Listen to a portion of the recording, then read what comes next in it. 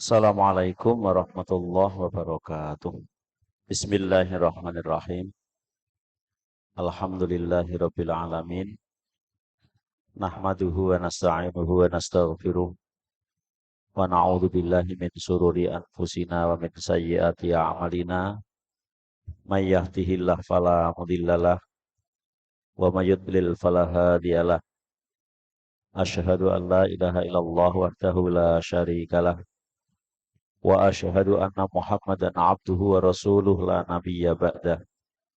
Allahumma salli wa sallim wa barik ala nabiyyina wa rasulina wa habibina wa syafi'ina wa maulana Muhammadin sallallahu alaihi wa alihi wa sallam wa ala alihi wa azwajihi wa dzurriyyatihi wa man tabi'ahum ila yaumil qiyamah. Qala Allah ta'ala fi kitabihil karim, a'udzu billahi minasyaitonir rajim. Ya ayyuhalladzina amanu ittaqullaha haqqa tuqatih wala tamutunna illa wa antum muslimun. Ya ayuhan nasu taqu rabbakum alladzi khalaqakum min nafsin wahidah wa khalaqa minha zawjaha wa batha minhuma rijalan katsiran wa nisaa'a wattaqullaha alladzi tasaaluna bihi wal arham innallaha kana 'alaikum raqiba. Ya ayyuhalladzina amanu taqullaha wa qulu qawlan sadida yuslih lakum a'malakum wa yaghfir lakum dzunubakum wa may yuti'illaha wa rasulahu faqad faza fawzan 'azima. Fa'lam fa inna khairal hadisi kitabullah wa khairal hadyi hadi Muhammadin sallallahu alaihi wa alihi wasallam wa syarrul umuri muhdatsatuha wa kullu muhdatsatin bid'atun wa kullu bid'atin dhalalatun wa kullu dhalalatin finnar. Amma ba'd. Hadirin hadirat rahimani wa rahimakumullah, terutama ibu-ibu di KIS ya. Apa kepanjangannya KIS? Kajian Islam Solihah Semarang. Semoga benar-benar solihah ya insya Allah ya. Yang senantiasa dirahmati oleh Allah Subhanahu wa Ta'ala. Alhamdulillah hari ini kita bisa berjumpa kembali. Sebetulnya di tanggal berapa Bu kemarin ya? Di tanggal 27 atau berapa itu? Saya nggak bisa. Atau di tanggal berapa itu ya? Ya, terus akhirnya hari ini tanggal 4 kita bisa. Insya Allah ini di season terakhir dalam bab merawat jenazah ya. Di season terakhir insya Allah. Semoga Allah memberikan kita ilmu yang bermanfaat baik bagi diri kita, keluarga kita, teman-teman kita, saudara kita, tetangga kita, dan kaum muslimin wal muslimat pada umumnya. Salawat dan juga salam juga tercurahkan pada Nabi kita Muhammad sallallahu alaihi wa alihi wasallam dan juga kepada para sahabatnya, para keluarganya, serta pengikut setianya ila yaumil qiyamah. Jadi secara singkat, merawat jenazah itu kan empatnya,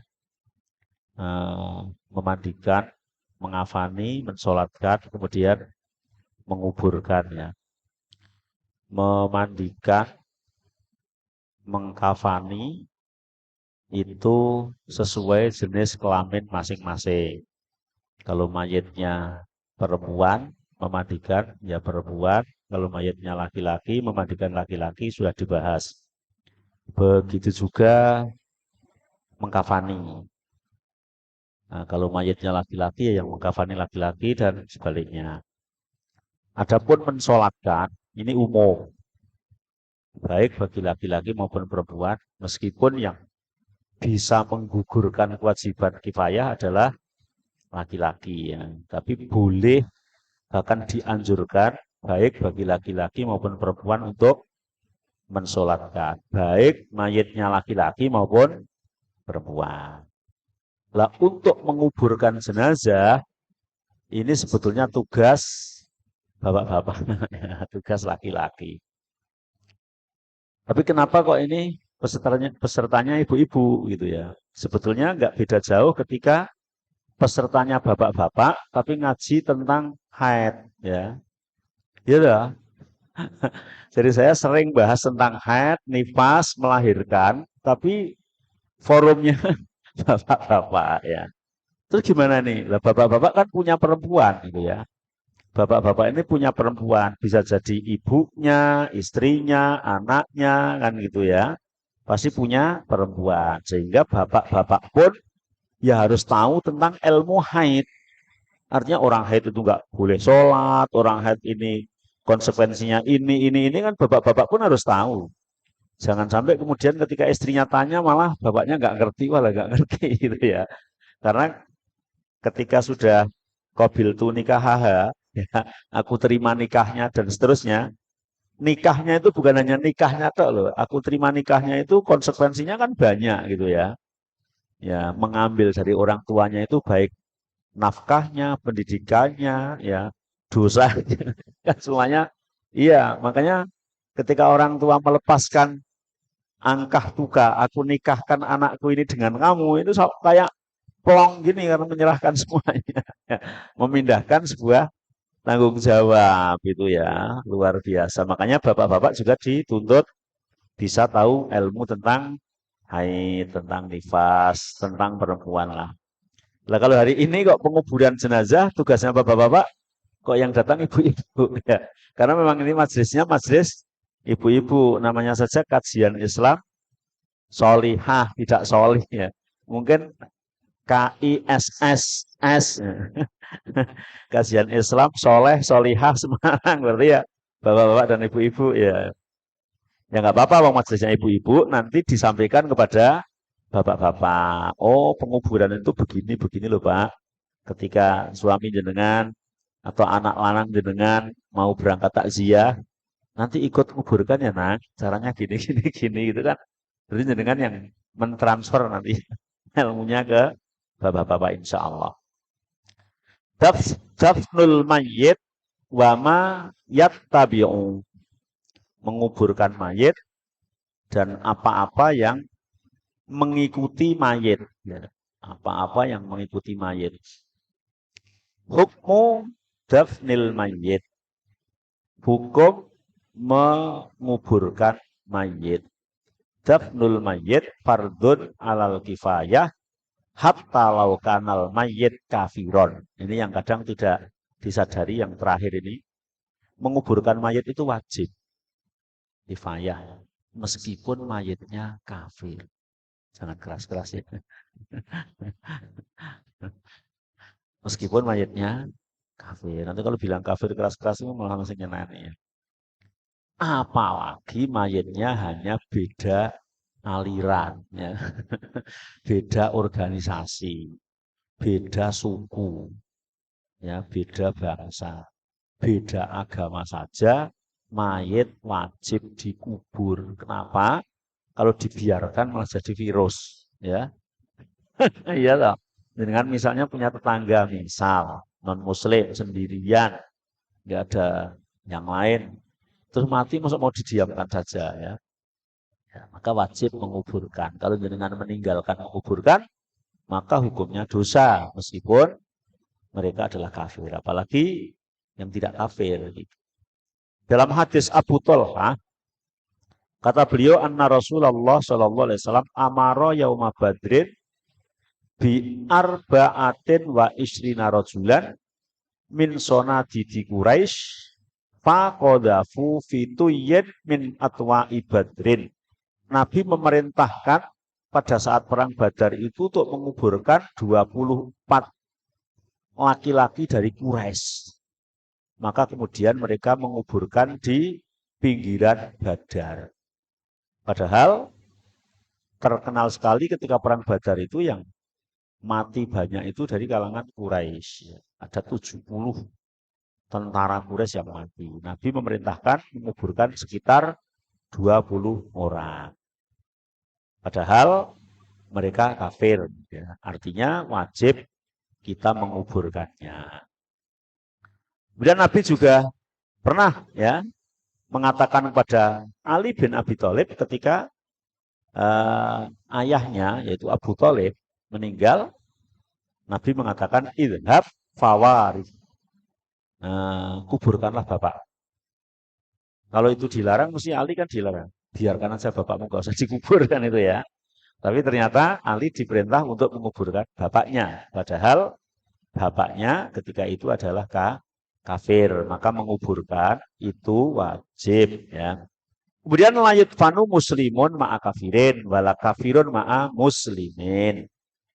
Meskipun kafir wajib dikuburkan, tapi kita nggak boleh menguburkan dalam satu kuburan itu campur antara muslim dan kafir. Saya nggak tahu di Semarang karena sempitnya lahan atau gimana yang kuburan punya pemerintah itu dicampur ya. Di Bergota itu ya campur. Kalau yang di Sendang Mulia kelihatannya dipisah kelihatannya ya.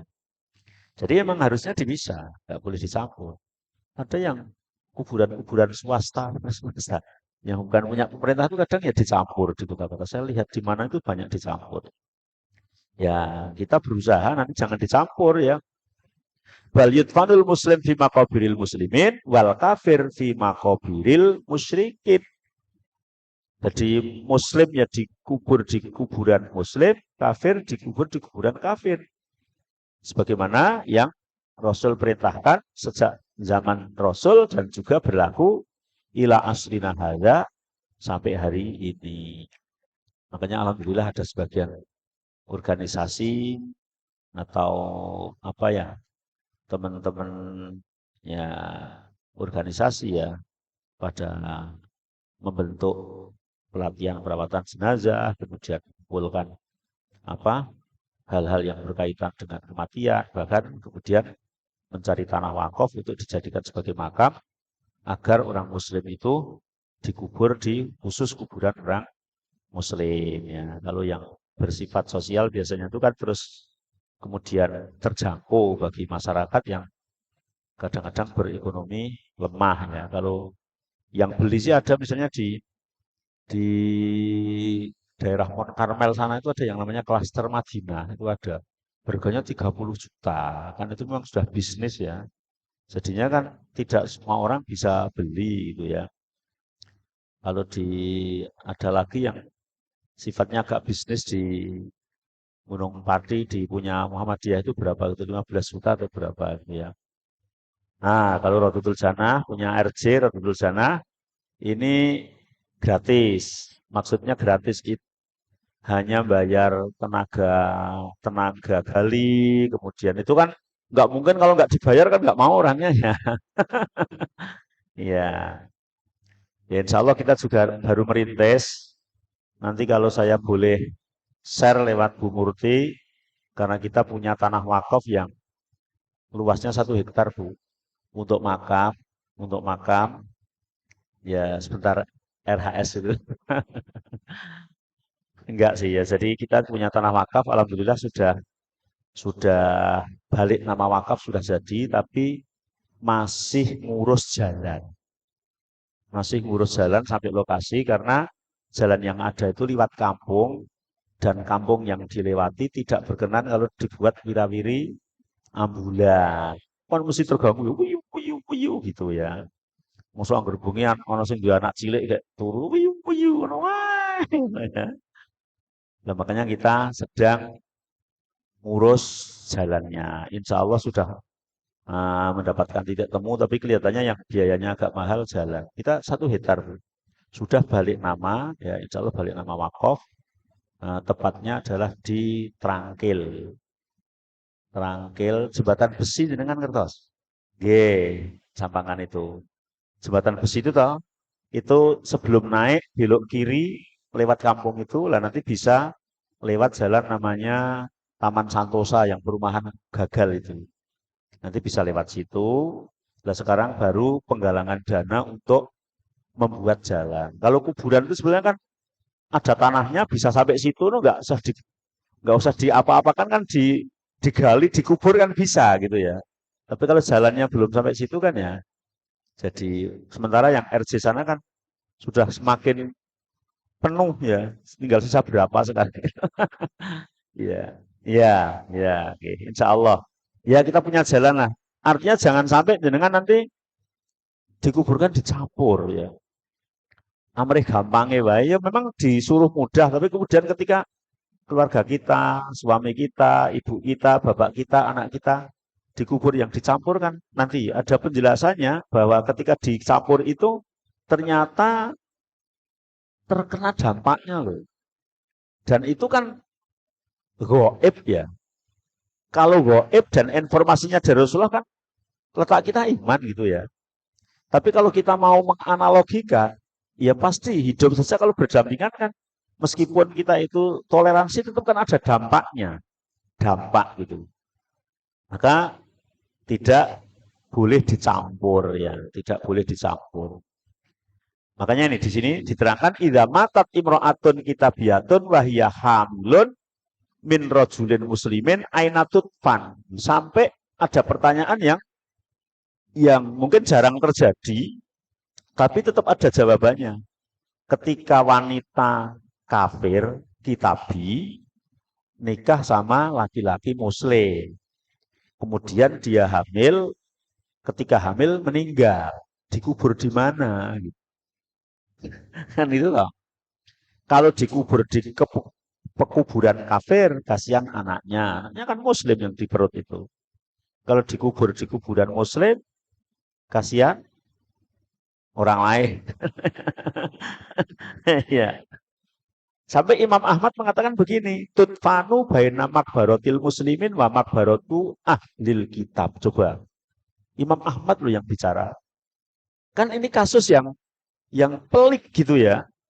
Kata Imam Ahmad harus dikubur terpisah. Jangan di kuburan kafir, jangan di kuburan muslim. Dipisah. Karena kalau di kuburan kafir, kasihan anaknya. Kalau di kuburan muslim, kasihan orang lain yang ada di situ gitu. Faya kafiratun latut fanu fi makbaratil muslimin. Fayata'adza bi'adzabiha. Karena dikubur di pekuburan kaum muslimin itu, orang muslim sebelahnya terkena dampak siksanya dia ketika disiksa oleh Allah. Makanya penting ini. Mencari lahan untuk pekuburan muslim kan sangat penting berarti. Apalagi sekarang mulai penuh itu ya. Makanya kalau saya boleh nanti share ke Bu Murti ya, untuk ngurus jalan itu biar segera. Nanti. Untuk ibu-ibu yang mau bertanya terkait dengan materi ini, silahkan ya ibu-ibu nanti bisa Ya nanti. WA ke saya. Ini kan yang mungkin jarang orang tahu gitu ya. Sehingga kayaknya di Semarang, bukan hanya di Semarang, mungkin di Indonesia ya, banyak kuburan yang sini ada salibnya, sini ada apanya, sini ada apanya, terus campur aduk itu kan banyak. Walatut fanu fi makbaratil kufar li ana waladaha muslim fayata'adza bi adzabihim. Enggak boleh juga dikubur di kuburan kafir karena anaknya yang di perut itu muslim dan akan terkena azabnya. Fatut fanu munfaridatan, maka harus dikubur secara terpisah. Kan pelik itu. Artinya jarang terjadi ya. Mungkin 1001 atau 10.001. Atau bahkan zaman sekarang mungkin nggak terjadi. Laki-laki yang menikahi kafir kitabi. Beda kalau orang yang nikah beda agama sakar PDW nuruti nafsu itu kan beda gitu ya. Ketika hal yang pelik aja dibicarakan seperti itu, bagaimana perkara yang mudah? Artinya ketika yang mati orang muslim itu kan perkara mudah loh. Meskipun biayanya mahal, maka pilihlah kuburan yang muslim, apalagi biayanya tidak mahal, apalagi gratis itu ya. Kan begitu. Qalu wa yaj'alu dhahruha ilal qiblah ala janabiha liyakuna wajhul janin ilal qiblah ala janibihil aiman li'ana wajhal janin ila dhahriha. Bahkan para ulama mengatakan sampai hal yang mungkin sepelik itu gitulah. Ini perut ibunya sini, maka dihadapkan ke timur kalau Indonesia. Agar yang menghadap ke kiblat itu janinnya. Kan janin itu menghadapnya kan ke sini gitu. Kayak dibopong gini loh. Maka agar yang menghadap ke arah kiblat itu janinnya, bukan dianya. Ya Allah. Itu sampai dibahas ya. Bisa dibuka di kitab Al-Mughni. Itu membahas tentang hal yang seperti itu. Artinya perkara yang kecil-kecil yang juga ada pembahasannya. Ya, jadi nyari pekuburan kaum muslimin, kuburan kita lah gitu ya. As-sunnah ad-dafnu fil maqbarah. Kemudian sunnah menguburkan di pekuburan. Dudul ini maksudnya gini. Misalnya dengan orang kaya, terus belakang rumah itu ada pekarangan lebar itu toh. Terus bilang, saya kalau mati dikubur di belakang rumah aja lah daripada campur orang lain. Ya, tapi ketika masih ada kuburan umum muslim, maka lebih utama dikubur di kuburan umum muslim. Umum tak tambahi muslim belakang. Nanti kalau nggak ditambahi kan, ya toh, umum itu kan kalau nggak ada tambahannya itu kan campur gitu. Umum muslim dibanding dikubur di pekarangannya sendiri. Saya melihat ada suatu kampung di daerah Wonosobo, itu nggak ada kuburan umum. Salah satu kampung itu ada. Jadi setiap orang harus punya lahan sendiri untuk kubur keluarganya. Itu malah jadi kadang kececer nggak karu-karuan. Ada yang situ, ada yang sana gitu. Berarti yang sama di Wonosobo, saya lihat itu di Wonosobo. Saya main ke pekarangan tuh kok itu ada lubang kayak, oh ini untuk kubur gitu, sudah disiapkan dulu gitu. Maka tetap lebih utama di umumnya. Maka kan lebih baik fasilitas diadakan bareng-bareng kan itu ya. Bareng-bareng kemudian dipakai bareng-bareng ya. Yang duitnya banyak ya urun banyak, yang duitnya dikit urun dikit, meskipun menempati bareng-bareng. Dan kuburan itu juga kayak masjid. Masjid itu nggak mesti yang sing urunan banyak di sop depan loh Bu. Ya enggak? Yang di sop depan siapa? Yang datang duluan itu ya. Lah sing urunan banyak datangnya belakangan ya di belakang. Begitu juga kuburan, belum tentu sing dikubur dulu sing urunan banyak.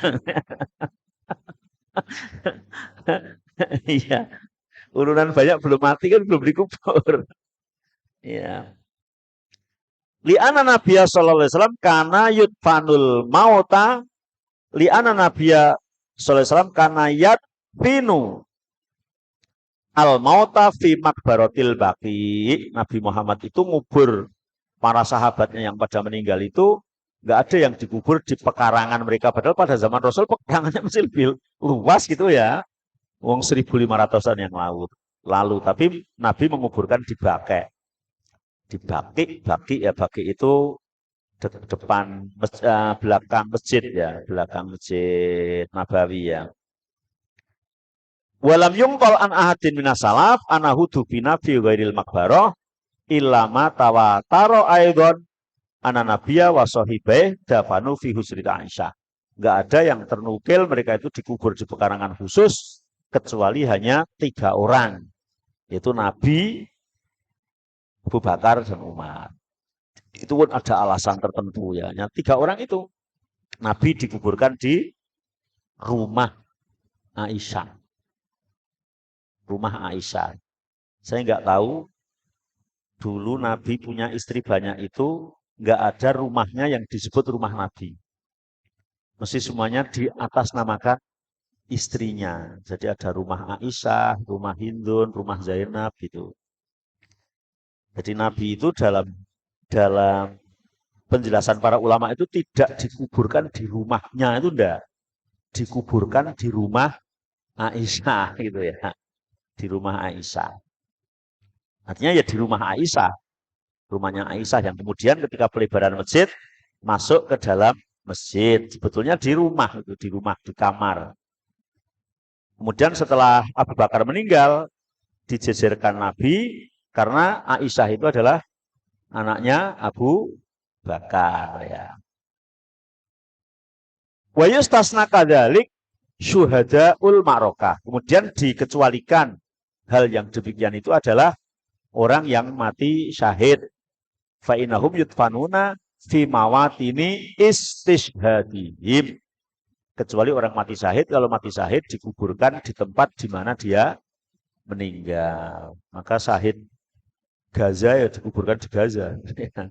Dulu yang syahid Uhud ya dikuburkan di Uhud. Syahid Badar dikuburkan di Badar.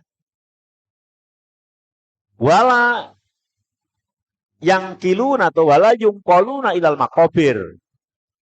Hamzah dan yang lain yang meninggal di Uhud nggak dibawa ke Baki. Padahal dari Uhud ke Baki itu nggak jauh. Ini dikuburkan di Uhud.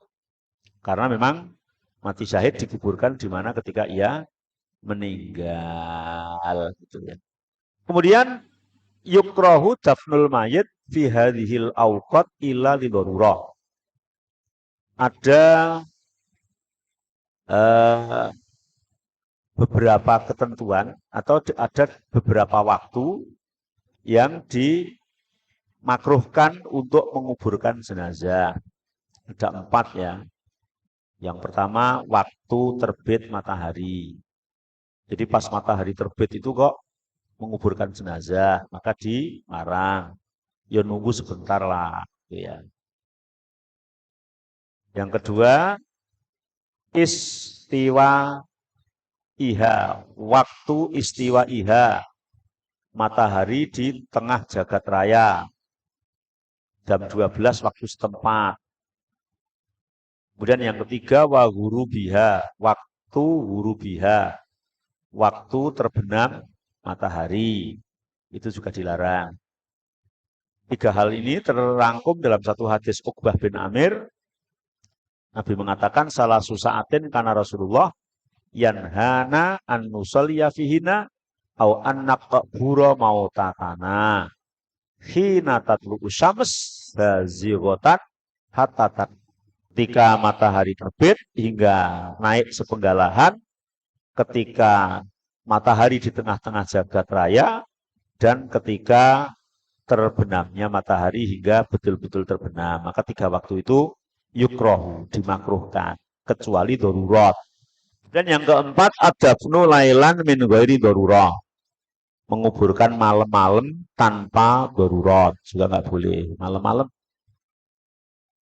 Ya kalau darurat itu kan keburu nggak ada orang. Kalau mau ditunda besok, orang yang mau gotong pada mau kerja. Itu kan bisa jadi masuk kategori darurat. Dalam hadis Jabir, annan Nabiya sallallahu alaihi wasallam dzakara rajulan min ashabihi kubido fakufina fi kafanin ghairi ta'ilin wa kubiro lailan faza jaro an-nabiyyu sallallahu alaihi wasallam ayyukbira rajul bilail hatta yusalla alaih illa ayyabtirra insanun ila dzalik. Ada seorang yang meninggal kemudian dikafani malam-malam dan dikuburkan malam-malam.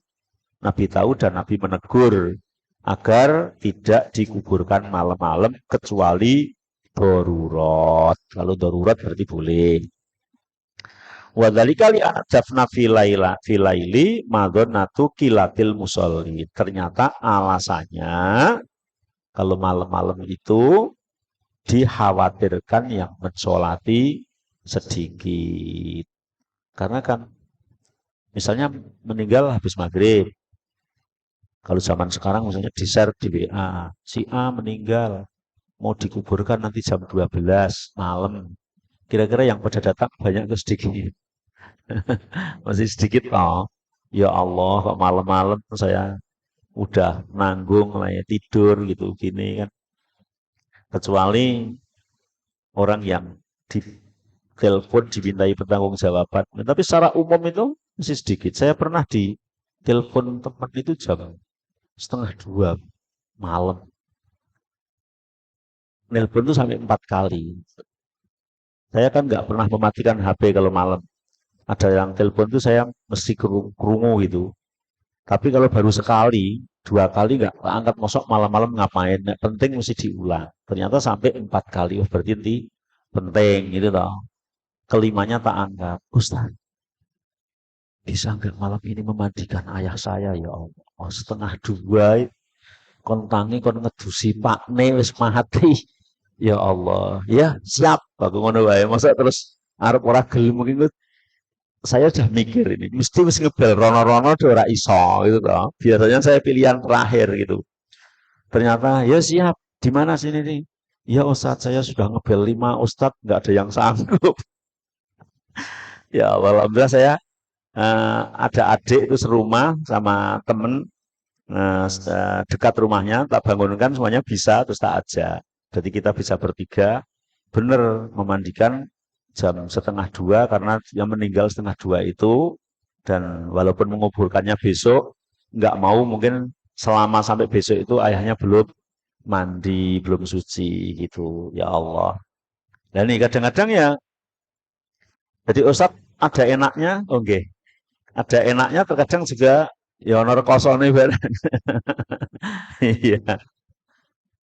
Jadi kalau 1:30 kok dibel misalnya suruh makan sate lebih milih tidak, itu toh. Besok aja kan itu toh. Atau dikasih apa masih besok aja. Tapi kalau sudah seperti itu terus gimana? Ya Allah, ya Rabbi ya. Ya, memang kita harus siap ya, wa ta'awanu 'ala birri wa taqwa wa la ta'awanu 'alal ismi wal udwan. Jadi nggak boleh malam-malam itu karena memang takut yang mensolati nanti sedikit gitu. Karena memang mensolati banyak itu kan suatu harapan yang luar biasa yang kemarin dibahas tentang 40 orang mensafaati ya, 80 orang mensafaati, 100 ke atas menjadikan orang itu wajib dapat syafaatnya Rasulullah, kan luar biasa. Dan kayak gitu tuh kan ya harus dipersiapkan dari sekarang toh. Saya pernah cerita kalian di sini ada orang meninggal, kalau ini nggak malam-malam, pagi ya, Ustaz bisa mimpin sholat mayat sekaligus untuk ke makam tetangga saya meninggal. Siap. Nah, ternyata yang tak pernah cerita di sini kelihatannya, yang nyolati itu sekitar 5 orang atau 6 gitu. Setelah nyolati selesai, dibawa ke kuburan, itu tinggal 3 orang yang lain tidak ikut. Itu ada loh itu, kayak begitu. Akhirnya di kuburan itu saya hanya bertiga, terus kemudian ada teman banyak itu yang gali. Yang gali itu ada 4 atau 5 orang. Tapi yang ngantar itu saya kuburan itu 3 kalau nggak 4 orang. Ya Allah, ki dosane apa, perkarane apa, mati wae kok ngantek wong ngetut kene kuburan wong telu kan itu toh. Ternyata setelah tanya-tanya kenapa tahu, kan ya ingin tahu jadinya. Kan kenapa kepo gitu. Jangan-jangan saya besok mati juga begitu itu kan. Ya Allah kok ngenes temen. Meskipun mati kan ya ngenes, masuk sing terke. Ya Allah, ya Rabbi ya. Ternyata setelah selidik punya selidik, orang itu nggak tahu ada permasalahan dengan istrinya, tapi banyak yang tidak tahu. Di situ itu ikut kakaknya. Kakaknya apa adiknya gitu. Ikut adiknya kalau nggak kakaknya. 40 hari sebelum dia mati, itu ternyata dia dalam keadaan stroke, oleh istrinya dibawa ke situ, ditaruh dan ditinggal pergi sama anak dan istrinya. Ya Allah, ya Rabbi gitu. Ditaruh di depan rumahnya adiknya atau kakaknya gitu. Lah yang merasa itu kakaknya mosok mau didiem di rumah dirawat sampai 40 hari itu ya, kemudian meninggal. Ya Allah, salah ya opo, perkarane opo kan itu tuh. Ya, makanya ya supaya kita banyak orang baik dengan kita ya kita banyak berbuat baik ya. Terutama teman paling dekat kita itu pasangan ya. Kalau suami ya paling dekat istri, kalau istri yang paling dekat suami. Hubungan suami istri itu harus dibangun sebaik mungkin. Meskipun nggak mungkin dari qabil nikah sampai tua itu terus api terus keluarga rak tahu padu, rak tahu tukaran, rak tahu iki, rak tahu merengut. Ya nggak mungkin kan itu dah. Tapi yo aja nemen-nemen. Itu dah.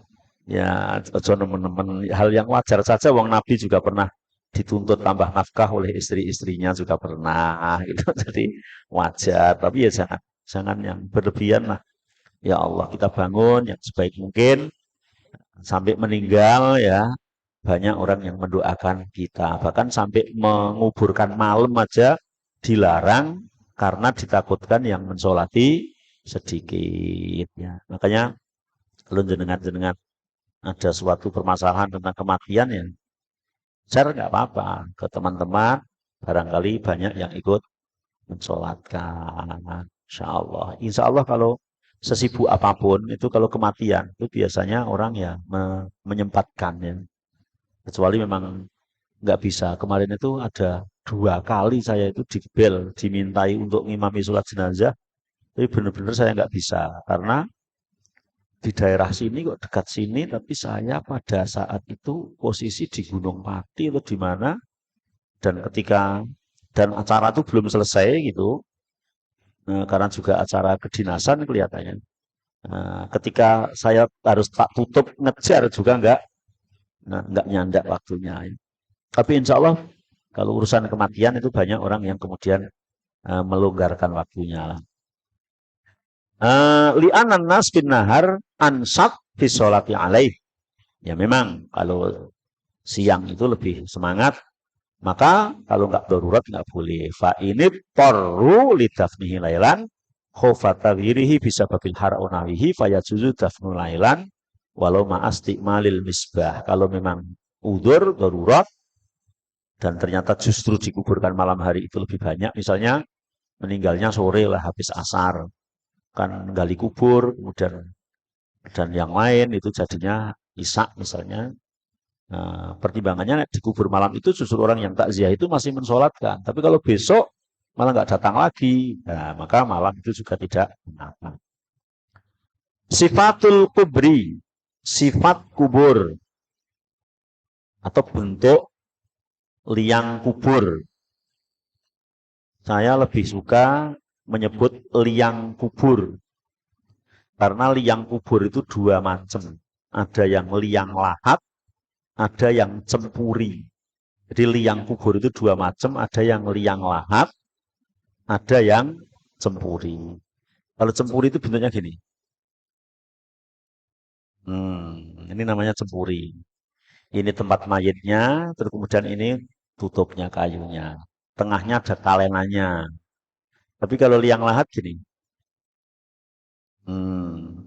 Itu liang lahat. Ini ada 2 macam. Dan itu satu daerah bisa beda dengan daerah yang lain. Satu kampung bisa beda dengan kampung yang lain. Dua-duanya boleh, ya. Dua-duanya boleh. Yustahabu ikmakul qabri wa tausi'ihi wa tahsinihi. Dianjurkan untuk membuat sedalam mungkin, seluas mungkin, sebagus mungkin. Tapi sedalam, seluas dan sebagus kuburan. Ya, nggak tahu di apa namanya Mount Carmel yang kuburan Cina itu ada satu kuburan itu yang luasnya tuh berapa ratus meter gitu ya, harganya 5 miliar. Ya kita tidak itu maksudnya, seluas mungkin itu ya jangan terlalu sempit ya. Jadi ukuran wajar itu ya mungkin 2 meter kali 1 meter atau kali 1,5 meter. Kemudian dalam, kalau di daerah-daerah yang tanahnya itu mudah untuk digali, kayak di daerah, kalau Semarang itu daerah Tembalang dan sekitarnya, kalau naik sana ya Ambarawa, Ungaran ke sana sampai Temanggung itu banyak sampai dalam. Dulu tuh sampai bilang bahwa dalamnya kuburan itu sak dedek sak pengawe. Jadi sak dedek kita berdiri terus tambah sak pengawe gini. Tapi ya ada yang terjemah gini, mosok ngawe-ngawe ngene, ngawe-ngawe ngene loh. Makanya kubur itu segini, wah monggo lah itu penafsiran lah ya. Maka kalau di Semarang itu segini gitu. Kalau di daerah Temanggung sana segini. Ternyata alasannya kalau di Semarang tanah itu sulit digali ya. Jadi memang lama banget dan tidak terlalu dalam pun sudah aman. Ya, sudah aman. Nah, maka untuk dalam luas itu menurut uruf ya daerah masing-masing. Nabi mengatakan ihfiru wa awsa'u wa a'maku wa asan. Galilah, luaskanlah, dalamkanlah, dan dibuat yang bagus ya. Ya bagusnya bagus kuburan itu. Bukan gak bagus terus seperti kamar hidup itu ya. Kemudian ya juzu fil kubri Allah dua syakku. Tadi yang saya bilang ada 2 macam, cempuri dan lahat. Bahasa Arabnya lahat itu lahdun. Bahasa Arabnya cempuri itu syakun. Jadi boleh lahdun, boleh syakun. Ya, lahdun itu lahad gini, gini, gini, gini. Terus mayatnya dijeblos kayak gitu ke situ. Terus ini ditutup gini. Kalau gambar ya mungkin gimana gambarnya ya? Di nah, malah ininya nggak terlalu luas, ini paling segini ya. Terus mayatnya ditaruh di sini. Terus ini papan-papan tuh gini, ini baru ditimbun tanah. Ini namanya wahdun. Kemudian kalau cempur itu gini, gini toh. Mayatnya ditaruh sini, terus kayu-kayunya tuh di sini. Nah, terus ditimbun tanah. Eh, tinggal daerahnya sih, saya lihat kalau yang di RJ itu ini cempuri. Nggak tahu kalau yang di Husnul Khotimah kayak apa. Kalau di daerah sini banyak yang cempuri ini ya. Dan dua-duanya memang boleh. Dua-duanya boleh. Kalau kita pengalaman kayak gini kan misalnya pas lihat yang kayak gini, oh boleh. Lihat yang kayak gini, oh boleh. Gitu toh. Jangan biasanya lihatnya ini ketika lihat itu bingung. Gitu kan malah. Iya. Atau sebaliknya kan malah jadi kan ya. Ya, jadi kita tahu semua, nggak apa-apa ya. Meskipun ada sebagian ulama yang mengatakan walahdu afdol, yang lahat itu yang lebih utama. Karena apa? Karena Nabi ya eh, digalikan tanah yang untuk menguburnya itu berbentuk lahat. Jadi Nabi dikuburkan dengan liang yang berbentuk lahat, ya, liang lahat, sehingga disebut lebih utama. Ya.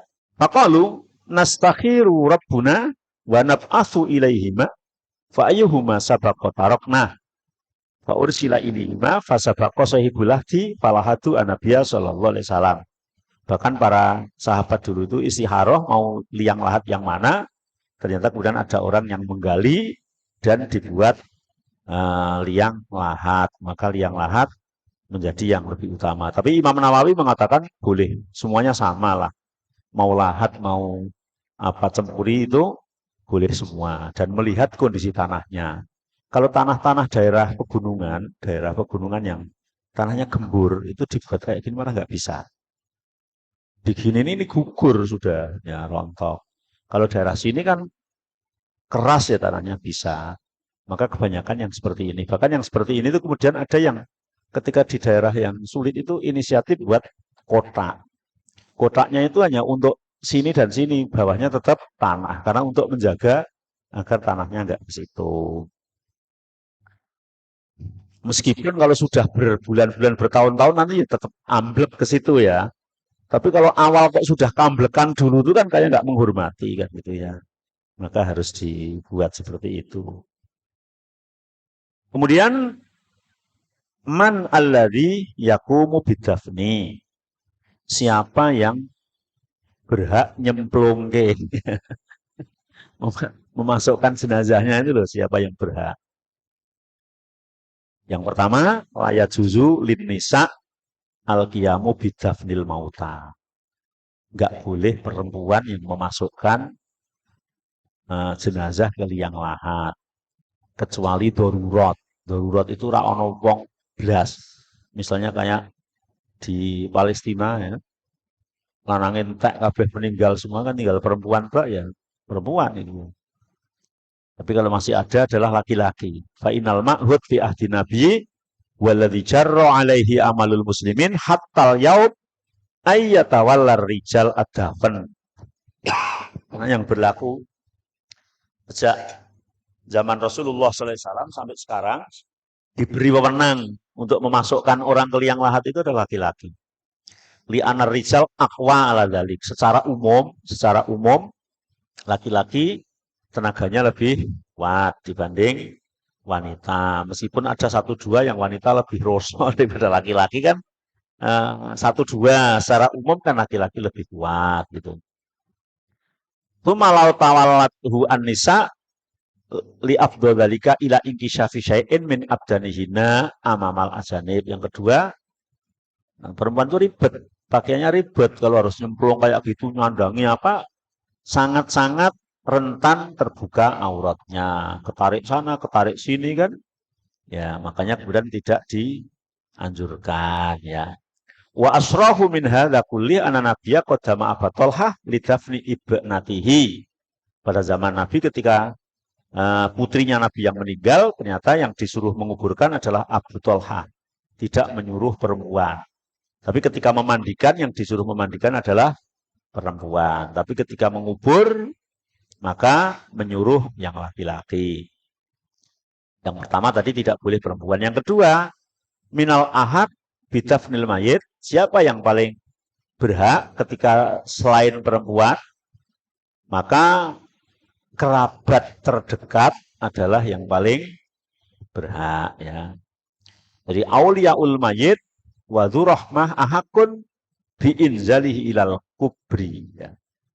Keluarganya, walinya ya. Karena Allah berfirman wa ulul arham ba'duhum aula bi ba'din fi kitabillah.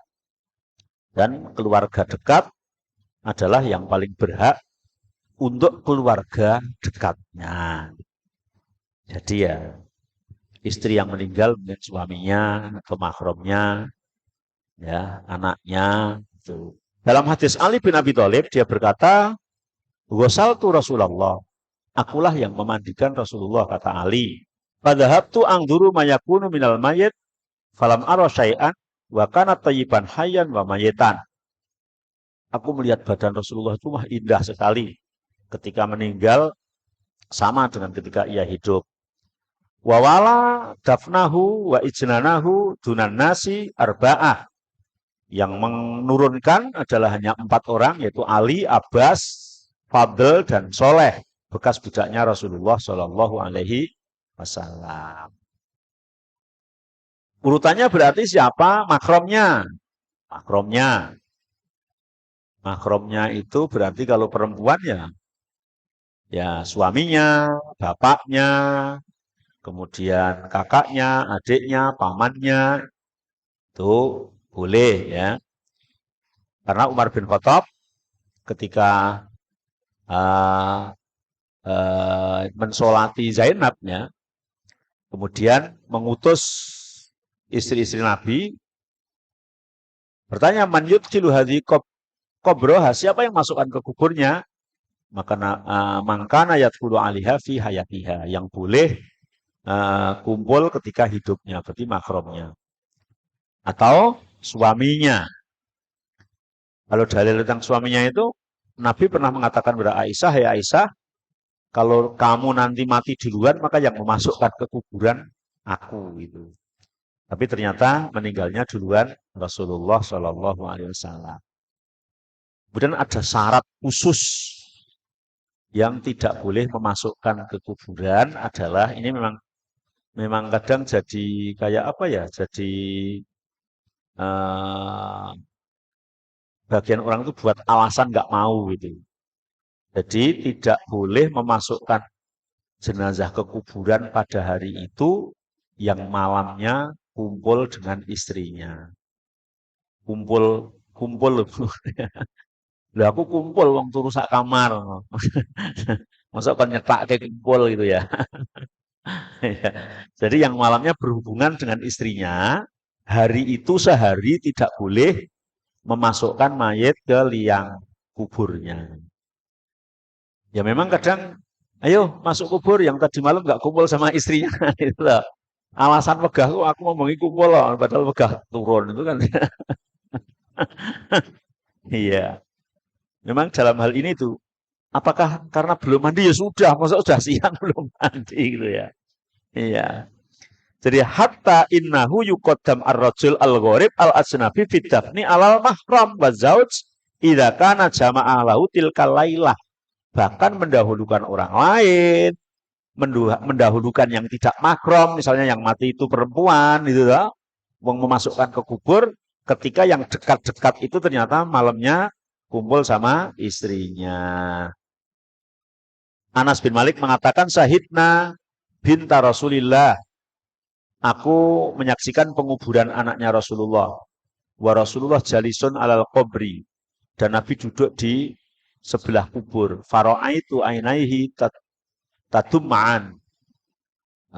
Aku lihat air matanya bercucuran. Faqala, Nabi mengatakan, hal fikum min ahadin lam yuqarif al-laila. Apakah ada tadi malam yang orang-orang di sini itu yang tadi malam tidak kumpul sama istrinya gitu ya. Nggak tahu kok pertanyaannya nggak dibalik. Adakah yang tidak kumpul gitu. Tapi pertanyaannya hal fikum min ahadin lam yuqarif al-laila. Faqala Abu Thalhah ana. Saya yang tidak gitu. Abu Thalhah bilang, fa anzala fi qabriha fa nazala fi qabriha faqabaroha. Maka Abu Thalhah yang menjawab, saya tadi malam tidak kumpul. Maka yang disuruh memasukkan anaknya Rasulullah ke liang lahatnya. Anas juga meriwayatkan ana Ruqayyah lama matat qala Rasulullah la yadkhulul la yudkhilul qabra rajulun qarafa ahlah al-laila. Tidak boleh orang yang semalam bersetubuh dengan istrinya memasukkan jenazah ke liang lahat atau liang kubur. Ya, memang Rasulullah melarang ya. Ya, pengaruhnya apa? Wallahu a'lam, enggak disebutkan. Tapi Rasulullah melarang ya. Ini orang yang berhak untuk mengubur. Kemudian sifat wat ilmayat fil qabri, bagaimana meletakkan atau menaruh jenazah atau mayat di dalam kubur. As-sunnah idkhulul mayat min jihati rijlil kubri. Dianjurkan menurunkannya itu dari arah kaki ya. Ini barat ya. Ini utara. Ini utara. Ini di Indonesia saja ya. Ini utara. Ini selatan. Ya, maka memasukkan itu, ini kan ini jenazah. Kepalanya. Jadi dari sini melorot sana gitu. Nah, kepalanya dulu ya, kepalanya dulu tapi dari arah kaki maksudnya itu. Ini kepalanya, ini kakinya. Jadi kepalanya dulu tapi dari arah kaki itu ya. Jadi jalannya ke utara sana. Karena ada yang kadang masukkan dari sebelah sini gitu. Jadi misalnya ini kuburnya itu ada yang gelempangnya seperti ini gitu. Gini. Maka yang baik itu dari sana. Jadi sini gitu. Di sini kan ada 3 orang. 1, 2, 3 gitu. Jadi dari arah kaki, kepalanya dulu tapi dari arah kaki. Karena Abu Ishaq mengatakan Ausa al-Haris ayusalliya alaihi Abdullah bin Zaid fasalla alaih thumma adkhalahul kubra min qibali rijlil kubri. Jadi bahwa Abu Ishaq mengatakan Al-Haris berwasiat padaku untuk mensolati Abdullah bin Zaid, kemudian mensolatkan, kemudian menguburkan itu dari arah kaki mayit. Arah kaki, jadi kepalanya dulu tapi dari arah kaki. Wa hadza minas sunnah, dan itu adalah ajaran sunnah Rasulullah SAW. Pertama, jadi memasukkan dari arah kaki. Yang kedua, yuj'alul mayit fi qabrihi ala jambil aiman wa wajhuhu ilal kiblah. Ditaruh miring ke kanan dan mukanya menghadap ke arah kiblat. Dimiringkan ke kanan ya. Kemudian wajahnya menghadap ke arah kiblat. Wa ala hadza jara amalu ahli Islam min ahdi Rasulillah ila yaumina hadza. Itu dilakukan mulai sejak zaman Rasul sampai hari ini. Jadi menghadap ke arah kiblat. Kemudian yang ketiga, ketika memasukkan membaca Bismillah wa ala millati Rasulillah. Bismillah wa ala millati Rasulillah.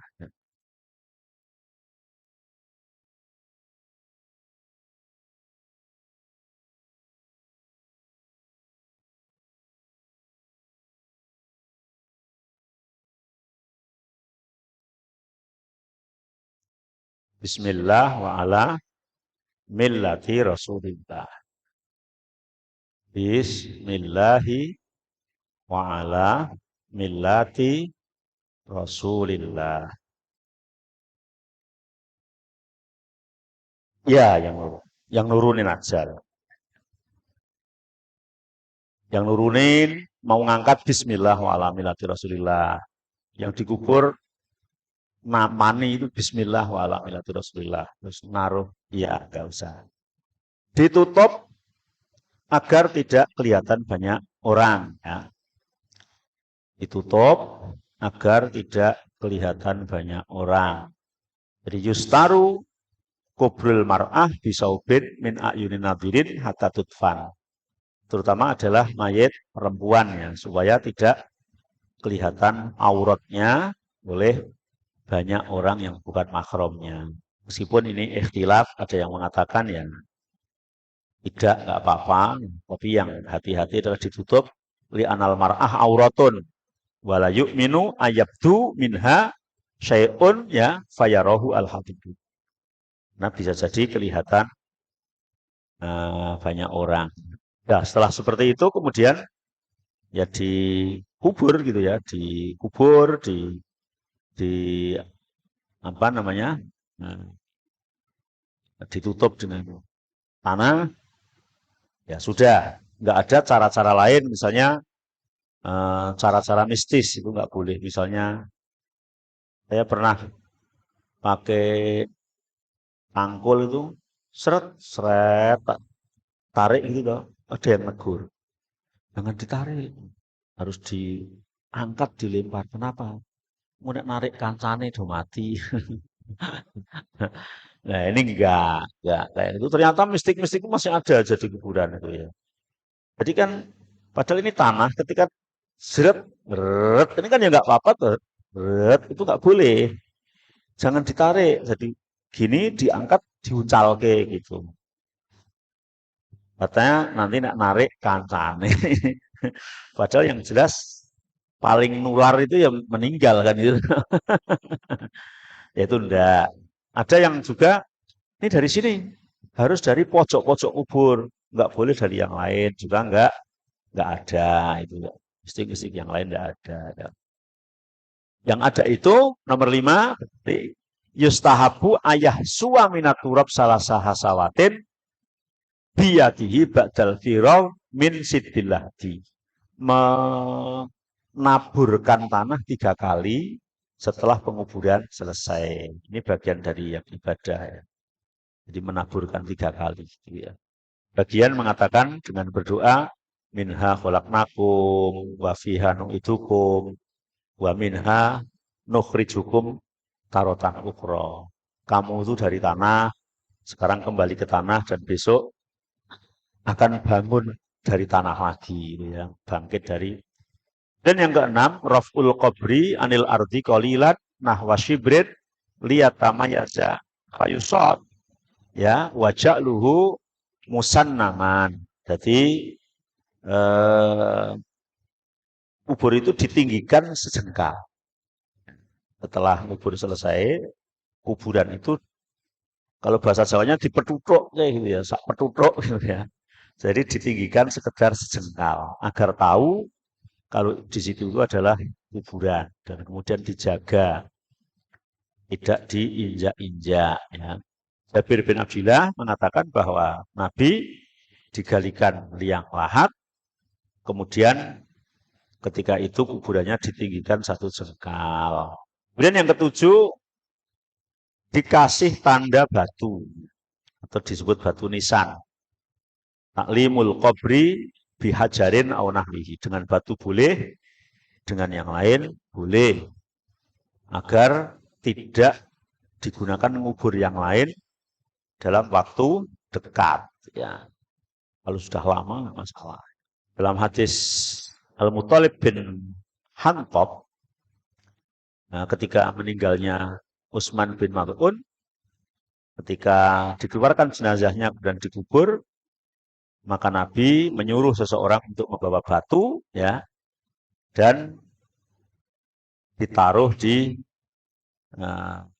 arah kepala si jenazah arah kepala si jenazah.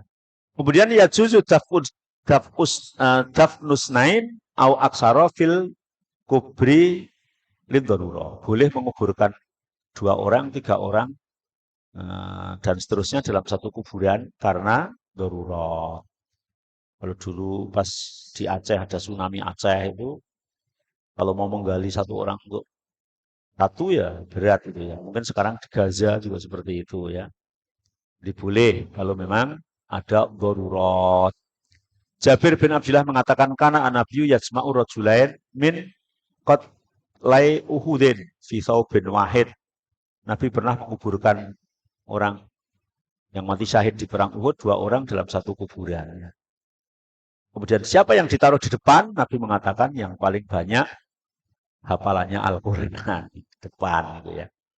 Sampai sudah mati aja itu ada nilainya yang hafal Quran yang ditaruh di depan. Padahal sudah mati ya. Masih ada nilainya, Masya Allah. Kemudian watut fanul mar'ah ma'ar rajul lidorurah.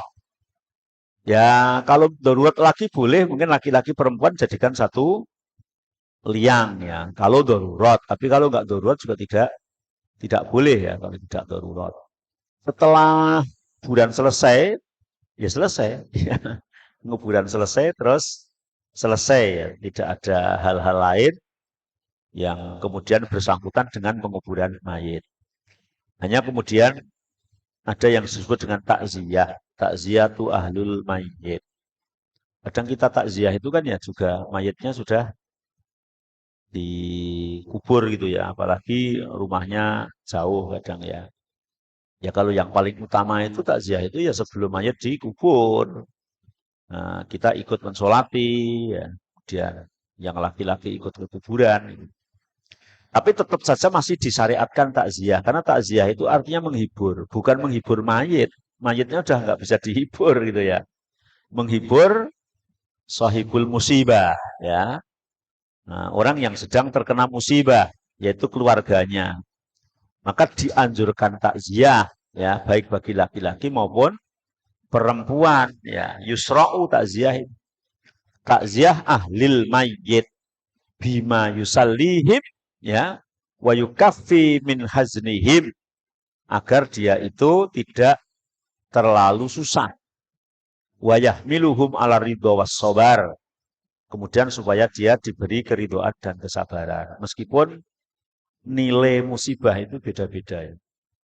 Misalnya dengan punya orang tua sudah sakit-sakitan, sudah ngerawat lama, kemudian meninggal, itu dengan tetap gelo itu orang tua. Tapi beda lagi gelane itu ketika kemarin itu saya takziah di salah satu tempat itu, anak kecil baru umur 7 bulan atau berapa. Itu katanya meninggalnya itu kejegur kolam itu. Katanya begitu, kolam renang apa gitu ya. Saya yang enggak anaknya itu melihat itu ketika mau mensolat itu dibuka itu ijek awaknya halus terus ganteng cilik itu ya Allah. Bisa meneteskan air mata padahal bukan anaknya gitu. Ya Allah, itu minta ibunya sama bapaknya kayak apa gelane kan itu toh. Ya, ya makanya yang seperti itu butuh dihibur gitu ya. Bahwa itu sudah takdir Allah, meskipun tadi alasannya apa, sebabnya apa kan sudah takdir Allah gitu ya. Lah itu harus ditakziahi itu dihibur gitu. Sebenarnya kan bisa rasanya kayak apa gitu toh. Ya tadi dengan yang meninggal orang tua yang sudah sakit lama itu ya susah, tapi kan beda. Susahnya beda dengan itu kan itu ya. Masya Allah itu ya. Mimma sabatani nabi ingkanu yastahbirunahu wa illa fabima tayassara mimma yuhaqqiqul gharda wala yukhalifu syara'a ya. Jadi kalau hadir ya hadir ya, hadir gitu. Kemudian semudahnya saja, jangan sampai melakukan sesuatu yang menyelisihi syariat. Nabi mengatakan man azza akhahul mu'min fi musibah, barang siapa yang bertakziah kepada saudaranya muslim yang terkena musibah, kasahullahu hullatan khudra yuhbaru biha yaumal qiyamah. Besok akan dikasih pakaian kebesaran dari sutra surga yang hijau ya. Orang yang menghibur itu, maka takziah itu berpahala loh, bukan nggak berpahala, itu bagian dari ibadah takziah. Nah, pakaian yang dari sutra yang hijau, masya Allah. Kemudian wami makhabata fi takziah. Terus apa saja yang disyariatkan ketika takziah ya? Mungkin berdoa ya, lillahi ma'akhoda walahu ma'u'tiya wa kula syai'in indahu bi ajali musamma fal tasbir wa tahtasib, memberikan nasihat. Semua itu milik Allah dan Allah lah yang memberi dan Allah yang mengambil. Setiap sesuatu itu ada ajalnya. Maka sabarlah dan ikhlaslah gitu.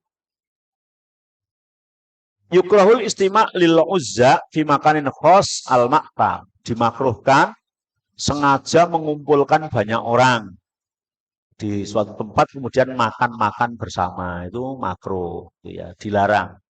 Makruh menurut Imam Asy-Syafi'i itu mendekati sebuah keharaman ya. Jadi membuat acara-acara tertentu kemudian waktu-waktu tertentu gitu.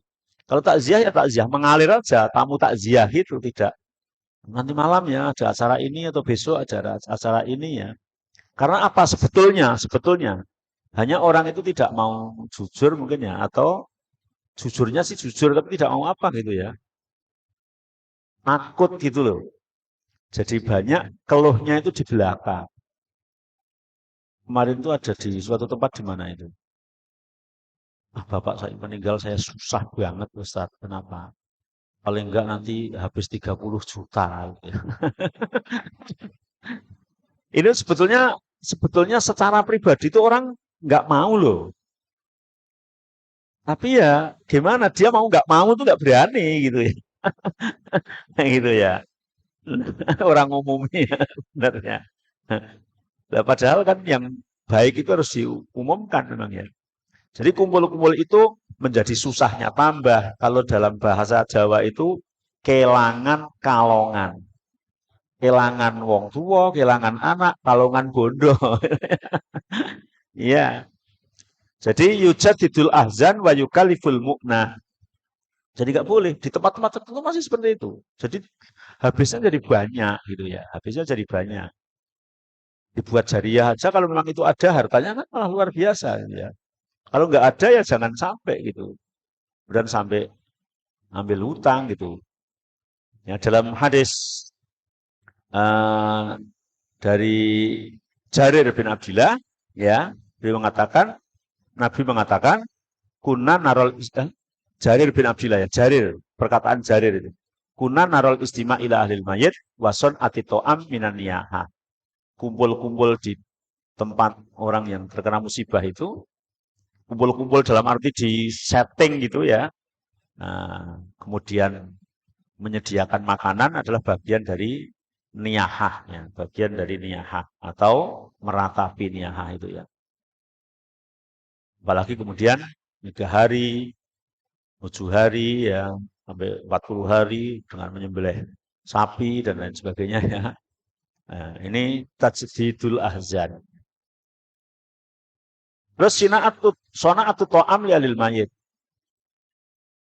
Menyediakan makanan untuk kerabat mayit itu justru yang sunnah.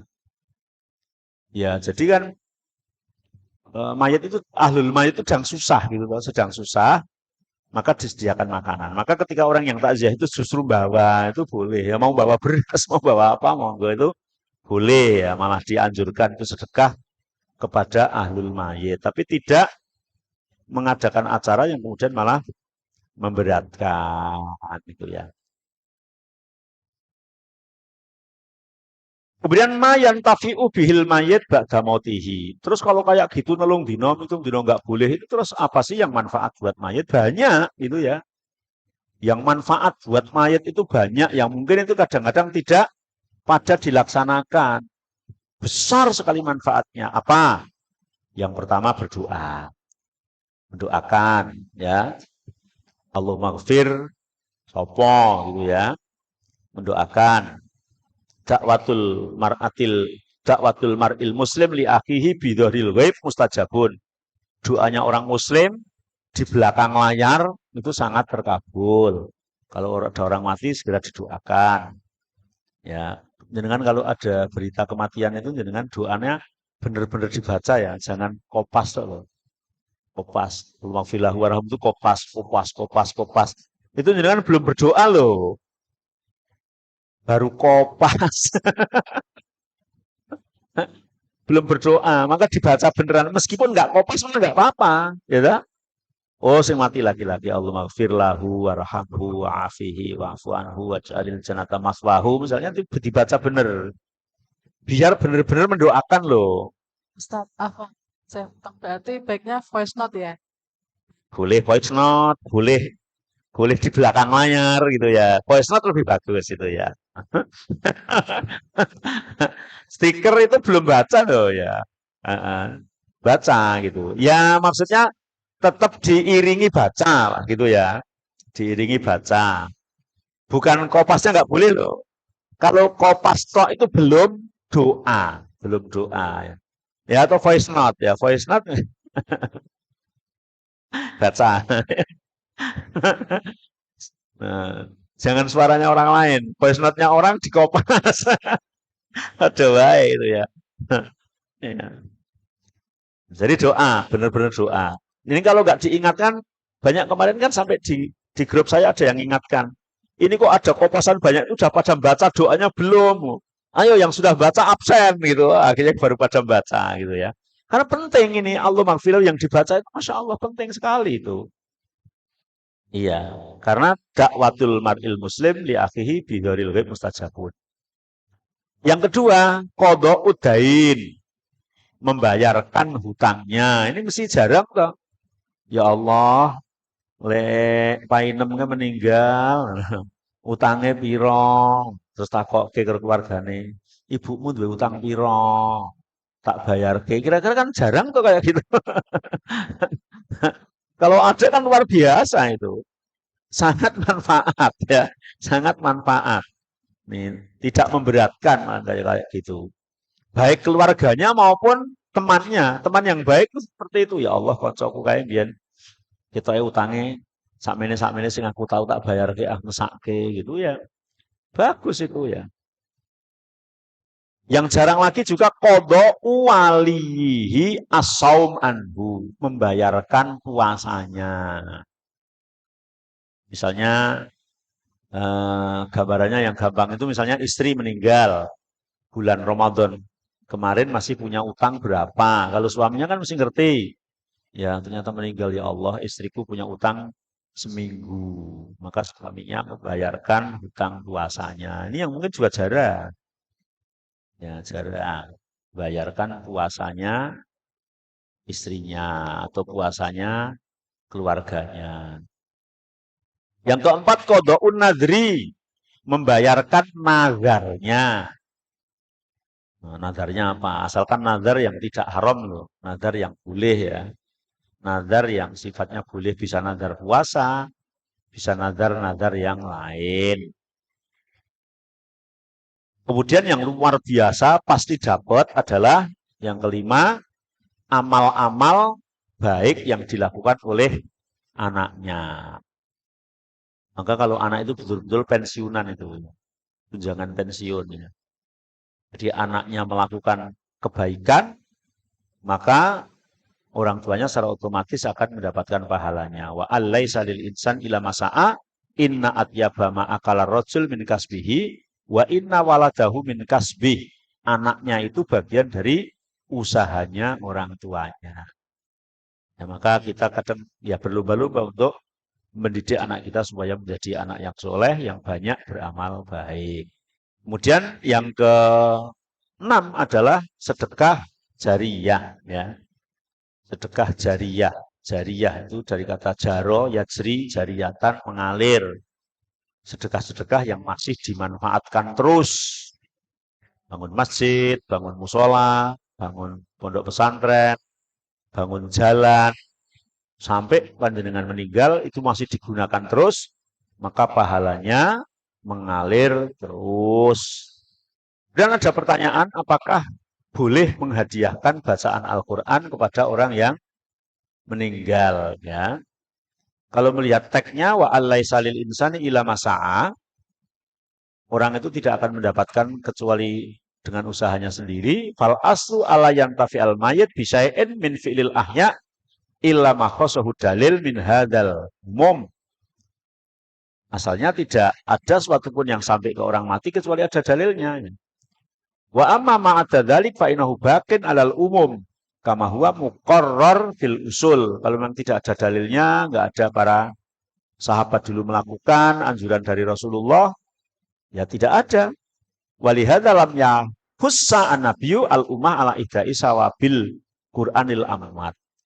Sehingga ternyata Nabi itu tidak menganjurkan kepada para sahabat ketika ada sahabat yang pada meninggal itu, yuk baca Quran yuk. Padahal yang paling hafal Al-Quran itu kan para sahabat ya.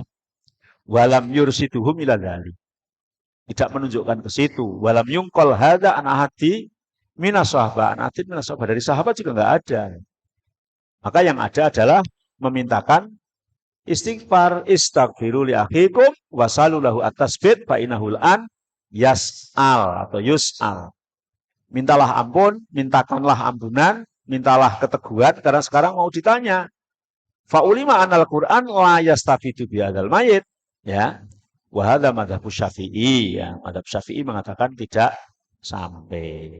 Yang sampai itu amal soleh apa saja ya termasuk baca Al-Qur'an ketika dibaca oleh anak-anaknya. Anak-anaknya kan setiap hari baca Quran tuh ya sampai, bahkan bukan hanya baca Quran, amal-amal soleh yang lain. Kemudian ziaratul kubur wa ma yata'allaqu biha, ziarah kubur dan hal-hal yang berkaitan dengan ziarah kubur. Disyariatkan ziarah kubur karena untuk mengingat kematian, bukan untuk mengingat kehidupan ya. Kuntu nahaitukum ani an ziyaratil kubur fazuruha tudzakirukumul akhirah. Dulu aku melarang ziarah kubur, tapi sekarang ziarahlah karena ziarah kubur bisa mengingatkan kepada akhirat. Nah, perempuan apakah boleh ziarah kubur? Dalam hal ini ada 3 pendapat, ada yang mengatakan haram, ada yang mengatakan makruh, ada yang mengatakan mubah. Kemudian pendapat yang kuat ya, ar-rajih boleh ya, asalkan satu untuk mengingat kematian dan tidak terjadi fitnah ya, tidak campur baur antara laki-laki perempuan, tidak mengumbar aurat gitu ya, dan tidak menangis yang meratap di atas kubur ya. Nabi pernah melewati seorang perempuan yang nangis di atas kubur. Ziarah itu kemudian Nabi mengatakan ittaqillaha wasbiri, takwalah kepada Allah dan sabarlah gitu ya. Maka si perempuan itu mengatakan, orang rasa sabar ya.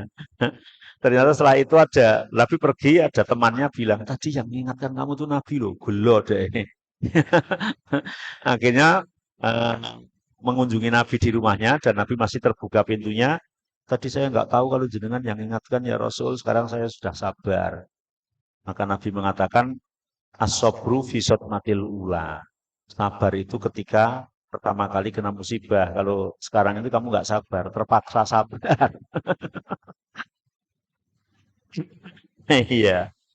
Nih, kadang kita kan ya bahasa sekarang kita kan kalap atau apa ya. Kadang-kadang nggak lihat siapa-siapa. Makanya nggak boleh kita sampai hilang akal, itu nggak boleh. Meskipun sedang susah, ya, harus akal kita menguasai kita ya. Nah, Nabi tidak melarang ziarah kuburnya, tapi melarang meratap tangisannya itu ya. Maka perempuan ziarah kubur adalah boleh ya, boleh asalkan tidak meratap.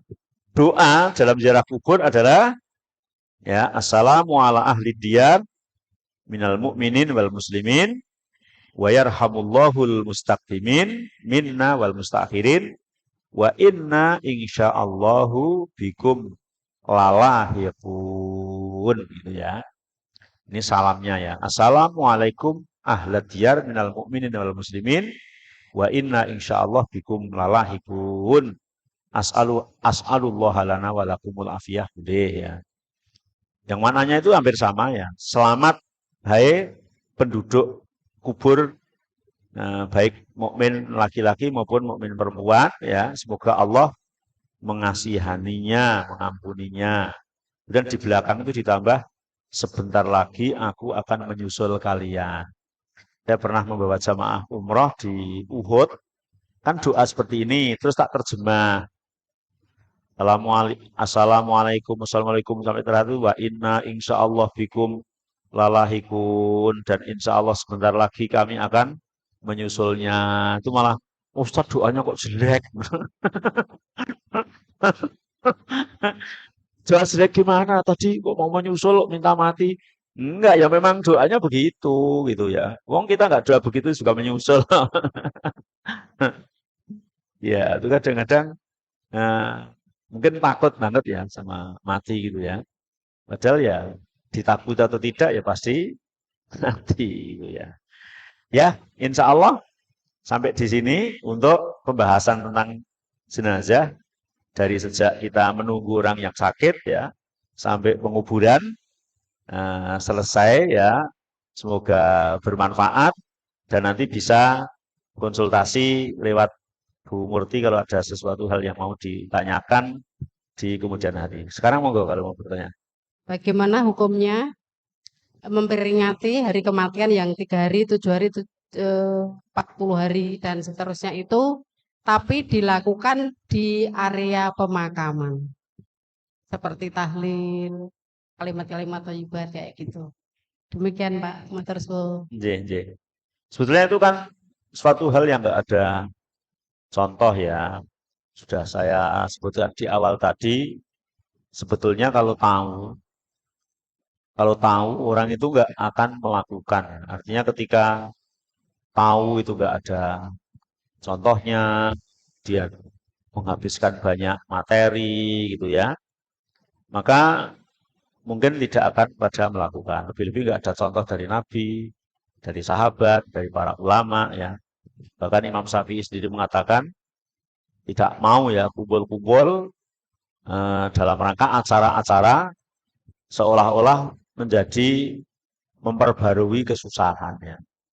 Jadi ya setelah penguburan itu selesai sebetulnya. Doa itu ya doa dari keluarga. Jadi acara-acara tidak ada. Gitu. Acara-acara tidak ada. Tapi kan di kita itu sekarang itu apalagi apa itu hari. Hari itu sekarang ternyata 300 setahun itu kan 360 hari ya. Itu habis kok. Ada hari ibu, hari ayah, hari anak, hari kemarin itu ada hari hewan katanya. Hari apa itu ternyata habis. Isik banyak yang harus diperingati daripada jumlah harinya. Nah kan repot itu ya. Nah, karena nggak ada contohnya ya. Jadi ya sebaiknya nggak usah aja. Sebaiknya nggak usah. Ya, apalagi di makamnya juga nggak usah. Pakai mic, Bu. Semisal yang meninggal itu kan mengikuti sunnah Rasulullah, tapi kan orang tuanya kan umum. Jadi begitu anaknya meninggal itu diacarakan seperti 7 hari, 40 hari seperti itu. Itu apakah yang meninggal juga kena istilahnya kayak azabnya atau apa? Terus sama yang kedua, itu kan kebetulan orangnya mampu Ustadz. Cuma ya itu tadi tuh sama ditambah embel-embelnya itu ini kan juga bagian dari sedekah buat yang meninggal kayak gitu. Itu kalau seperti itu menyikapinya gimana Ustaz? Ya, memang kita harus dengan arif dan bijaksana ya, karena merubah sesuatu kan tidak semudah membalikkan tangan ya. Ya kita kasih tahu edukasi bahwa ini nggak boleh, ini tapi terpaksa mereka melakukan ya mau bagaimana lagi, kita kan nggak boleh frontal juga ya. Ya kalau yang mati tidak berpesan ya maksiat itu ya tanggung jawab masing-masing. Kecuali ada orang yang berpesan kalau saya mati harus begini ya, itu ada pesan-pesan yang sesuatu hal yang tidak diperbolehkan. Jadi kalau kita sudah memberitahu dan mereka memang memaksa seperti itu ya yang mati tidak mendapat. Insya Allah begitu. Ya, ini ada yang bertanya, Ustaz. Dari bawah Ibu. Sebentar, ya. Apakah boleh ketika memandikan kita menangis? Terus bagaimana cara menyikapinya jika kita seorang yang cengeng tapi ingin sekali memandikan jenazah? Nangis itu boleh kok, yang tidak boleh berlebihan. Sampai bersuara, berteriak-teriak, bajunya didedel-dedel gitu, lah itu yang nggak boleh. Iya, kan ada. Biasanya perempuan yang kadang, wah, histeris bahasanya. Kok mati? You know, ya mati, ditangisan mati gitu ya. Kalau sekedar menangis susah itu boleh. Malah justru dicurigai kalau suaminya mati kok senyum-senyum ya. Iya. Ya toh, dicurigai sehat enggak kan itu toh gitu ya. Jadi boleh nangis asalkan wajar itu boleh. Nabi saja nangis. Ya boleh Bu, insya Ya, Allah. baik. Terus ini ada lagi yang bertanya, tadi kan Ustadz menjelaskan makam muslim dan kafir tidak boleh dicampur karena ternyata ada terkena dampaknya. Tadi dampaknya belum dijelaskan. Ya, dampaknya itu kan siksa, liyata ada tadi. Jadi Yang goib tadi ya, Ustadz. iya, jadi terkenanya itu apa 50% atau 100% atau 10% nggak dijelaskan. Tapi yang jelas terkena dampak. Yang namanya terkena dampak itu paling kecil misalnya paling ringan misal itu. Dengan punya tetangga jelek misalnya. Jelek terus pokoknya nek buat sampah yo sembarangan yang ngarepan itu kan kita mesti terkena dampak toh. Terkena dampak. Lah dampaknya berat seperti apa, ringan seperti apa, ya memang tidak dijelaskan secara detail, tapi tetap terkena dampak. Lah kalau dampaknya itu seksa api kan ya mesti ikut merasakan panasnya gitu ya. Makanya ya kita hindari. Kalau yang sudah terlanjur, Harus dicampur. Ada sebagian yang tetap memberikan nasihat untuk dipindah. oh dipindah. Iya. Karena kan makam muslim itu kan baru-baru ini ya Iya. ada gitu. Kalau dulu-dulu kan masih Oke. tercampur gitu. Jadi kalau punya kemampuan, kita punya ya punya kemampuan, kemudahan lah. Ada yang mensarankan untuk dipindah setelah tahu. Mengumpulkan Iya, tulang jenazah iya, itu ya. Si mayat itu ya. iya, biar tidak campur dengan orang yang kafir ya. Iya, Tadi baik. Bapak Silakan yang di bawah ada pertanyaan? Membayar hutang puasa Iya, iya tadi yang meninggal ya. Oh. bayar hutang puasa betul. Sama seperti puasa, hanya niatnya untuk puasa untuk si mayit gitu ya. Iya, tapi kapan Waktunya ya kapan saja, ya kapan saja ya. Ya lebih cepat lebih baik. Ketika kita Selain- tahu ya, ya. tahu meninggal besoknya atau kapan pas longgar itu segera dilaksanakan. Memang waktunya kan setahun toh. Iya, tahunya kan baru sekarang. Ustaz. Oh, baru sekarang ya. Insya Allah besok atau kapan boleh mulai. Insya Allah, Insya ya. Allah. Diniatkan untuk anaknya begitu Ustaz. Nggih, nggih. Ada lagi, silakan Bu. Ustaz. Jazakallah. Terima kasih. Assalamualaikum warahmatullahi wabarakatuh. Langsung tadi Ustaz. Ini saya kalau perhatikan itu pas saat jenazah mau dimakamkan itu kan ada tahapan. Misalkan adzan, terus nanti berapa langkah Al-Fatihah. Langkah lagi Al-Fatihah. Itu sudah sesuai anjuran Rasul apa belum ya? Saya lihat nggak ada. Di tempat saya ada Pak. Maksudnya nggak ada contohnya ya. Kalau di tempat saya juga iya, ono bosan. Tapi itu nggak ada contohnya insya Allah ya. Jadi ya, iya, misalnya mau berangkat itu kita ceramah itu boleh lah untuk memberikan nasihat kepada keluarga dan pengunjung itu pun juga tidak bagian dari mengurus jenazah. Mungkin kita menggunakan kesempatan aja ketika banyak yang berkumpul, kemudian kita bilang, misalnya memintakan maaf kepada si jenazah, kan boleh gitu ya. Para muazzin, muazziat, kalau si Pak Dadap ini ada salahnya, mohon untuk dimaafkan. Kan beliau sekarang sudah dipanggil oleh Allah Subhanahu wa Ta'ala. Monggo nanti yang punya kesempatan waktu untuk ikut mensolati, untuk ikut ke kuburan itu aja. Memang ada yang ayo Al-Fatihah satu langkah, Al-Fatihah satu langkah itu tidak ada contohnya dari Rasulullah. Ya, tidak ada. Karena nggak ada ya lebih baik tidak. Begitu Bu. Dari bawah Ustaz ada satu. Oke, persilakan. Assalamualaikum warahmatullahi wabarakatuh. Waalaikumsalam. Ustaz mau tanya ini tadi penjelasannya kan tentang puasa, qadha. Saumpamanya yang meninggal itu punya hutang kan sakit itu nggak sholat. Itu gimana caranya? Eh, saya dengar-dengar kok Ustadz di kampung-kampung itu kok divideoin itu betul apa salah? Terima kasih. Assalamualaikum warahmatullahi wabarakatuh. Waalaikumsalam warahmatullahi wabarakatuh. Yang ada dalilnya tentang mengkodok menggantikan orang itu adalah puasa. Begitu juga ibadah lain yang boleh digantikan adalah haji. Maka ada badal haji dan badal umroh. Lah kodok itu memang ada dalil tadi yang disebutkan mengkodok puasa. Karena memang puasa itu tidak bisa dilakukan bagi orang yang satu sakit, tidak mampu gitu ya. Yang kedua musafir.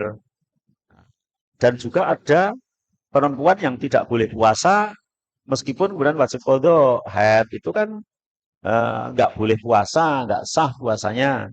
Tapi wajib kodok. Beda dengan sholat. Sholat itu kalau wanita haid tidak wajib mengganti gitu ya. Memang itu diskon. Diskon ya. Sehingga sholat itu sebetulnya tidak boleh ditinggalkan dalam kondisi apapun. Dalam keadaan seperti apapun. Sehat, sakit, longgar, di rumah, di perjalanan, itu harus sholat. Kalau tidak bisa dengan berdiri, boleh dengan duduk. Duduk nggak boleh, nggak bisa tidur miring nggak bisa, berbaring nggak bisa, dengan isyarat tangan nggak bisa, isyarat mata nggak bisa, isyarat hati nggak bisa, ya disolati gitu ya. Ya disolati. Sehingga ketika dia mati ya sudah, yang dia tinggalkan ya sudah menjadi tanggung jawab dia. Tidak ada jalan lain. Apalagi kemudian Vediai itu betul kan bayar berarti ya. Maka kalau begitu boleh dibayar ya. Yang paling untung orang yang duitnya banyak gitu ya. Bisa sholatnya bayar. Tapi yang jelas memang tidak ada contoh bahwa meninggalkan sholat itu diganti dengan vidya. Yang ada hanya puasa. Jadi kalau puasa boleh vidya, boleh diganti oleh keluarganya. Begitu Bu, wallahu a'lam. Ya, ada lagi nih Ustadz. Nggih. Assalamualaikum, mau tanya. Ketika almarhumah meninggalkan uang itu sebaiknya untuk badal umroh atau uangnya buat amal jariah? Jadi ini ceritanya almarhum itu belum haji. Harta yang ditinggalkan oleh mayit itu menjadi hak waris. Ya. Telah di awal-awal dijelaskan ya, untuk ongkos pemakaman diambil itu. Setelah itu bayar hutang, ya. Setelah itu wasiat maksimal sepertiga. Setelah itu baru menjadi hak waris, ya. Jadi tidak ada untuk badal haji, ya. Nah, kecuali mungkin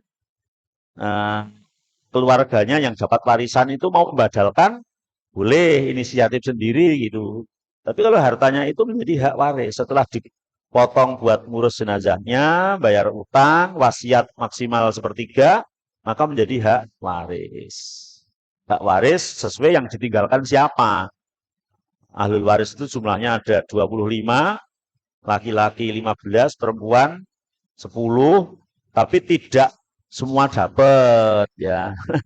Jangan deg-degan ya, enggak semuanya dapat gitu. Kalau mayat itu punya anak laki-laki, maka yang dapat terbatas. Tapi biasanya kalau nggak punya anak, apalagi laki-laki nggak punya, perempuan nggak punya, ya bisa lari kemana-mana ke ahlul waris yang lain. Sehingga harta yang ditinggalkan mati oleh pemiliknya itu sebetulnya ditarik oleh Allah, kemudian Allah yang membagi.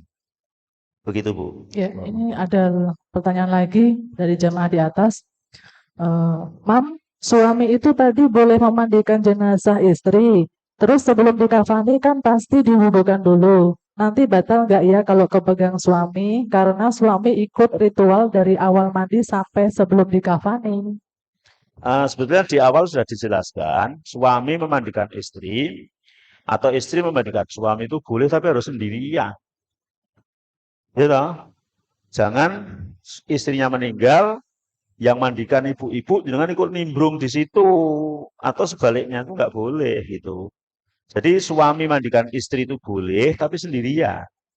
Istri memandikan suami boleh, tapi ya sendirian. Ya, kalau campur nggak boleh. Lah, misalnya istri yang meninggal, Suami memandikan terus ngajak temannya laki-laki ya nggak boleh. Gitu ya nggak boleh gitu ya. Maka nggak boleh. Lah makanya dalam hal ini di kita itu sudah menjadi nggak umum, nggak adat. Kecuali ngeyel gitu toh. Iya. Jadi udahlah kalau perempuan serahkan perempuan, kalau laki-laki serahkan tim jenazah yang laki-laki gitu. Adapun urusan masalah batal itu ikhtilaf antara laki-laki perempuan terutama istri bersenggolan kulit itu batal atau tidak adalah ikhtilaf. Sebagian ada yang mengatakan batal, sebagian ada yang mengatakan tidak. Tapi bukan masalah batal dan tidaknya karena mayat itu nggak punya batal. Gitu? Mayat itu putus amalnya karena wudhunya dia, mandinya dia itu bukan untuk sholat ya. Tapi mandi itu kewajiban yang hidup. Jadi misalnya ada wanita meninggal, habis dimandikan ternyata keluar darah kayak haidnya lagi. Apakah wajib memandikan lagi? Ya enggak. Ya dibersihkan saja itu darahnya, kemudian dibungkus. Enggak perlu batal ke mandine metu haid meneh itu enggak gitu ya. Nah, otong-otong meneh, engko metu meneh, otong-otong meneh wis malah jedindil kan. Iya, jadi mati itu sudah enggak ada batal gitu, karena putus amal. Gitu Bu, wallahu Ya, a'lam. Ibu-ibu ada pertanyaan lagi? Mumpung ini sangat ilmu yang sangat penting ini ya untuk kita. Ibu yang di bawah masih ada pertanyaan silahkan. Kalau di Jawa itu kan biasa ada tanah yang dibulet-bulet untuk pemakaman itu juga tidak disyariatkan, gitu aja Oh, nih. itu sebetulnya supaya jenazah itu miring tidak gelebak basa Jawane itu. Jadi ya boleh dengan itu, mungkin boleh dengan batu, boleh dengan apalah untuk ganjel. Enggak pakai juga enggak apa-apa ketika enggak berlempang. Tapi ketika kemudian diyakini menjadi sebuah ini itu yang menjadi tidak boleh gitu ya. Oh ini gelo atau apa ya itu harus setuju karena maknanya ini itu yang menjadi tidak boleh gitu ya. Nah, jadi kan mayat ini kan gini lah. Jadi supaya bisa anteng tuh diganjel gitu loh, biar supaya miring. Tapi kalau tanpa diganjel ternyata sudah agak bisa miring pun nggak apa-apa, nggak suatu keharusan. Begitu Bu, wallahu a'lam. Ya, ada lagi? Mungkin mengulang yang tadi, kita sedang punya program untuk perluasan makam, bahkan 1 hektar. Nah, hanya terkendala jalan, mungkin siapa tahu nanti kalau ada dari jamaah BIS yang ikut untuk nimbrung pembuatan jalan tersebut, kami terima dengan 2 tangan. Masya Allah. Informasinya nanti lewat jaringan ya Bu ya. Iya, insya Allah. Ustaz. Gitu? Cukup nggih? Ya, baik. Nggih, dari saya kurang lebihnya minta maaf. Assalamualaikum warahmatullahi wabarakatuh.